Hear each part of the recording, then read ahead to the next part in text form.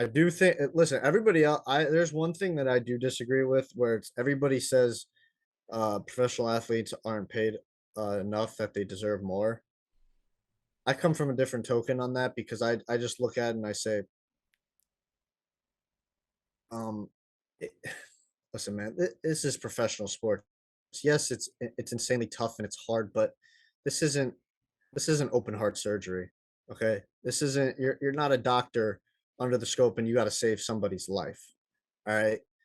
It, you guys make astronomical amount of money, okay? You got when you enter the NBA and you become a good to great player, you have become a a part of the one percenters, if we're going to be honest. You're making millions upon millions of dollars, not just on contracts, but in sponsorships. So that goes into a whole different point with me that we can get into another day if you guys want. But yeah, I look at it and I say he's probably going to get the money. 30 to 37 million. It's not insane, especially with the cap probably gonna be going up in the next couple of years. So we'll probably look at it in the next couple of years and look at this deal and say, "Oh, this was a steal for Draymond Green." You know what I mean? Like we usually do with new contracts. Like we look at it for like to switch it to football for a second. Patrick Mahomes when he got that half a billion dollar contract, right? The $500 million contract from the Chiefs. Everybody looked at it and was like, holy cow, what? Whoa. And now we look at it now and we say, well, that was a pretty good bargain, to be honest, to be honest with you. That entire contract is literally what the Warriors' total bill will be for just next Yeah, season. which is insane. But it's and another thing that I do want to say is I come from and maybe because I was spoiled and maybe because Tom Brady is spoiled with having a wife who is paid even more than him and she's a freaking millionaire on her own front. Not a lot of athletes or whatever are going to have a significant other that's making way more than they are. But I come from the token of with Tom Brady, if you're one of the best players, take less to surround yourself with better talent. And I don't see that a lot in today's NBA or NFL or in professional sports. Everybody's like, I want mines. And that's fine. You know, you worked your ass off to get there, take what's yours, but don't come crying and complaining when your team is not that good then. Okay? Because you had the option to take less. What if you get offered a max and you're making 50 million a year, right? And that number is going to go up. What the hell's the difference if you take 40 million? Ask Russell Wilson how that went for him in Seattle. Well, it screwed him in the end, right? Yeah, they couldn't Yeah. surround him. But I mean, but you're putting your faith into the front office and the GM and the coaches to surround yourself with the necessary talent. I'm sure Tom Brady looked at Belichick some type of ways sometimes when he was like, "Yo, I'm taking less. What the hell is this surrounding me right now?"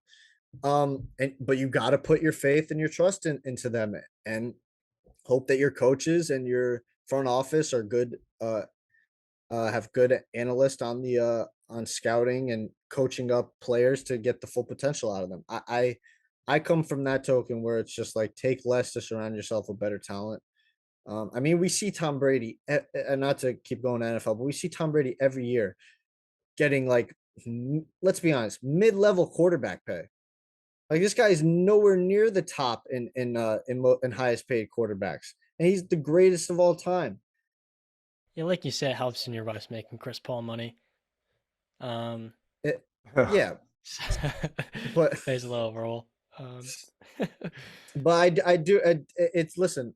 I just think players like LeBron has always been. LeBron has always been like, I want all the money, however much it can be. I'm taking that, and I want that, and that's fine. That's where he comes from. That's his prerogative, and that's fine.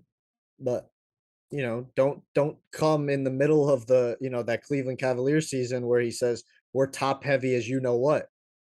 Obviously, you're top heavy as you know what. You're paying hella money to you, Kyrie and Kevin Love. There's no more money to go around. So listen, you gotta take it's a a double edged sword. You gotta take what you get and you gotta deal with it. Listen, I'll never get on somebody for wanting the bag. I'm never gonna come at somebody. I don't blame you. You know, maybe if we were in those shoes, maybe we'd be like, "Yo, I want my 50 million. I don't want 40. If I could get 50, I'm gonna go after it." But at the same time, you got to understand the consequences that come with it. Look at Aaron Rodgers, how much that guy gets paid. Let's take a look at his receiving core this year. Basically couldn't pay Devontae because he took all the money. So we can have a good laugh about that next season. Did you hear his quote, by the way? Not to drift. No, Uh, he- Oh, the Hall of Fame, Allen Yeah, Lazard. yeah. But we'll talk Wait. about that on another NFL episode. What, Johnny didn't hear it? no. Did you say Alan So Lazard? just say it. Yeah, just He was just tell it. like joking, like saying going from one Hall of Famer, Devontae Adams, to another Hall of Famer and Alan Lazard is gonna. But he was laughing while he said it, so it was like a, tongue in cheek. You do it all the time with your legends and Norris Coles and whatnot.